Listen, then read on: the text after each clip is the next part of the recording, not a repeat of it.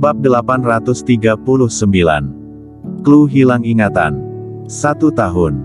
Dia mencari selama 1 tahun.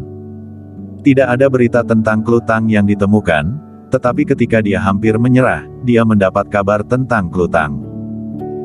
Bos, sungguh, aku juga melihat kakak ipar dalam pembuatan film pengawasan, sekarang di keluarga Tang, kata Bloody.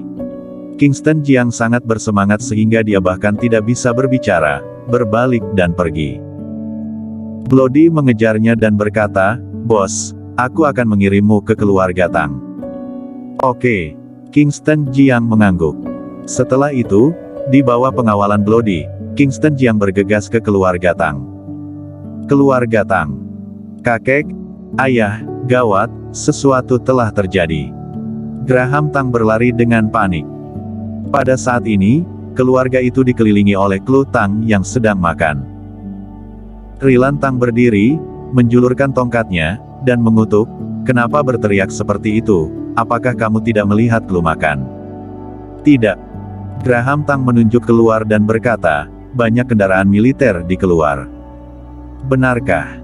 Rilan Tang sangat gembira. Yang lain mengikuti dan berdiri. Kendaraan militer muncul, yang menunjukkan bahwa Kingston Jiang telah kembali. Keluarga mengikuti. Hanya Clue Tang yang bingung, menyentuh kepalanya dengan tangannya, dan bergumam, "Ada apa? Kenapa mereka semua pergi?" Dia mati kelaparan dan terus makan. Di luar, beberapa kendaraan militer muncul. Kingston Jiang turun dari mobil. Ketika turun dari mobil, Dida melihat orang-orang dari keluarga Tang menunggu di gerbang villa. Dia buru-buru berjalan dan bertanya, "Apakah Clue kembali? Apakah Clue kembali?" Tidak ada seorang pun di keluarga Tang yang tahu apa yang terjadi. Klan Tang mengangguk dan berkata, "Ya, Kak Clue sudah kembali, tapi..." Sebelum dia selesai berbicara, Kingston Jiang bergegas masuk. Kingston Jiang memasuki rumah dan melihat seorang wanita yang tampak murni dalam gaun putih, sedang makan. Melihat Clue Tang, ada arus hangat di hati Kingston Jiang. Dia berjalan dengan penuh semangat dan memeluk Clue Tang yang sedang makan. Ah! Clue Tang sedang makan, dan tiba-tiba seorang pria bergegas memeluknya. Dia tertegun dalam sekejap. Setelah beberapa detik, dia berteriak dan memukul bahu Kingston Jiang terus-menerus. "Apa yang kamu lakukan? Lepaskanku. Dasar bajingan." Sambil memukul, sambil memarahi, Kingston Jiang melepaskan Clue Tang. Melihatnya, menangis dengan gembira. "Clue, kamu masih hidup? Hebat, sangat hebat. Kamu tahu tahun ini, betapa kerasnya aku mencarimu. Aku telah melakukan perjalanan ke seluruh gunung dan bumi, tidak ada kabar darimu, tahukah kamu? Hatiku hampir hancur." "Apa?" Clue Tang menatap pria yang menangis di depannya dengan ekspresi bingung. Dia bergumam pada diriku sendiri, "Siapa ini? Ibu." Dia melihat Jasmine He yang masuk. Dia segera bersembunyi di belakang Jasmine He, menjulurkan kepala kecil, memandang Kingston Jiang yang berdiri di ruang tamu, dan berkata dengan tatapan waspada, "Bu, siapa ini?" Tidak bisa dijelaskan dan menakutkan.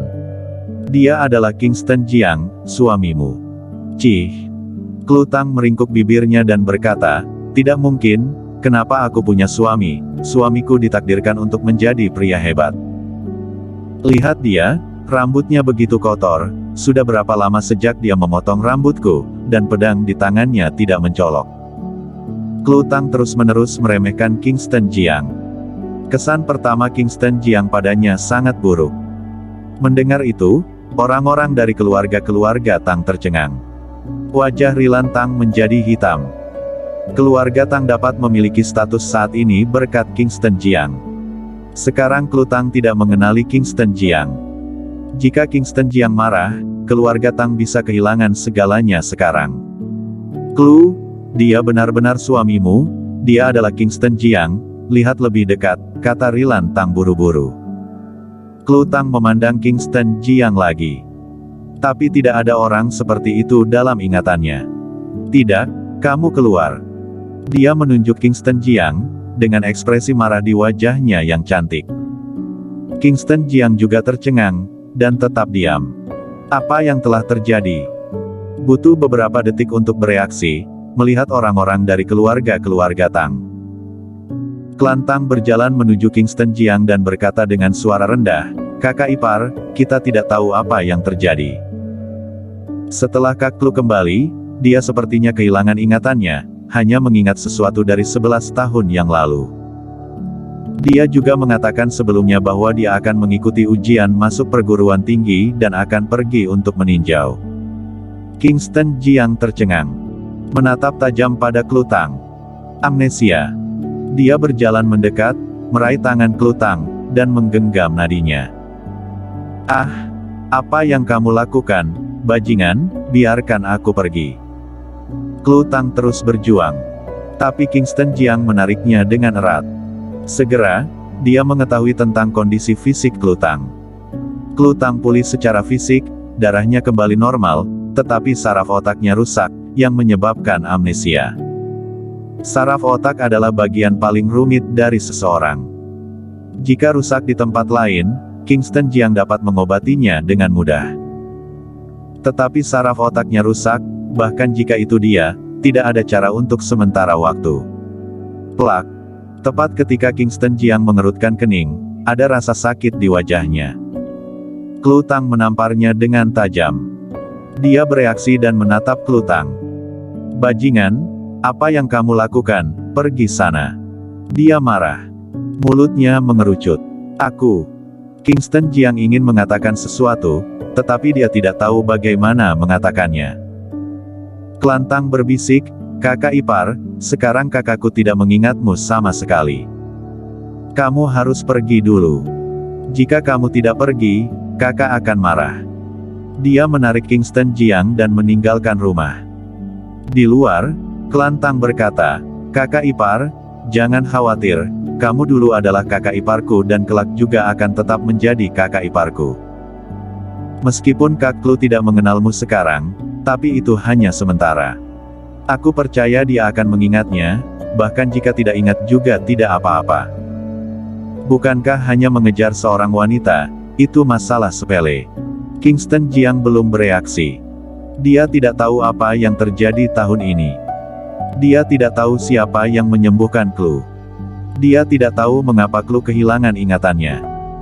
Dia memandang Klan Tang tanpa daya dan berkata, "Kalau begitu, hanya bisa seperti ini."